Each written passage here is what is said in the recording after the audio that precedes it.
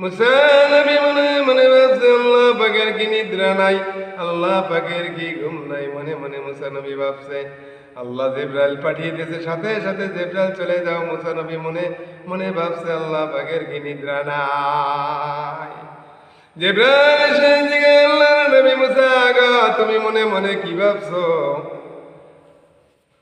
মুসা নবী কয় আমার তো কোনো খেয়াল নাই, কি আবার মনে মনে ভাবছি।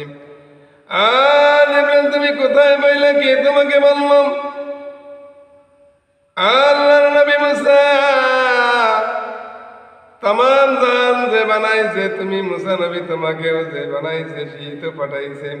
তুমি মনে মনে ভাবছো আল্লাহ পাকের কি নিদ্রা নাই, আল্লাহ পাকের কি ঘুম নাই। হ্যাঁ জিবরাইল আমি মনে মনে ভাবছি আমার কি শাস্তি হবে। মুসা নবীর কাপ উঠে গেছে, মুসা নবী থানালে কাঁপে। আর জিবরাইলকে বলে জিবরাইল ভাই আমার তো ভুল হয়ে গেছে, এখন কি শাস্তি আল্লাহ দেয় একটু বলো বলো বলো। জিবরাইল বলো। আর জিবরাইল উঠে বলে আল্লাহর নবী মুসা গো তুমি মনে মনে ভাবছো আল্লাহ তোমায় মনে মনে শাস্তি দিবে, তবে বর্তমান যে শাস্তি হবে দুইটা কাছের গ্লাসে পানি ভরে এইভাবে দুই হাতে তারাই নিয়ে দাঁড়িয়ে থাকতে হবে।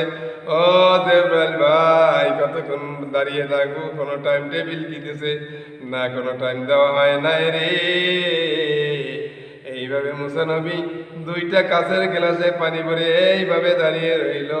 দিনটাও শেষ হয়ে গেল, রাতটা গভীর হয়ে গেছে, গভীর রাত্র হয়ে গেছে, তাহাজ্জুদ নামাজের সময় হয়ে গেছে। এই সময় মুসা নবী নিদ্রা হলো, ঘুমিয়ে পড়ল।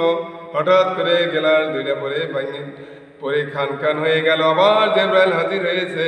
আল্লাহর নবী মুসা গো তোমাকে ৫,০০০ কোটি বছর সময় দেওয়া হলো না, ৫০,০০০ কোটি বছর সময় দেওয়া হলো না, সামান্য এই সময় গ্লাস দুইটা রাখতে পারলা না গো মুসা নবী। আল্লাহ যদি ১ সেকেন্ডের জন্য ঘুমিয়ে যাইতো আসমানগুলো ভেঙে ভেঙে ভেঙে ভেঙে পড়তো, পাহাড়গুলো শূন্য বিচ্ছিন্ন হয়ে যেত, সাগরের পানিগুলো তুফান হয়ে উড়ে যাইত। রে মুসা নবী আল্লাহ পাকের কোনো নিদ্রা নাই, আল্লাহ পাকের কোনো ঘুম নাই।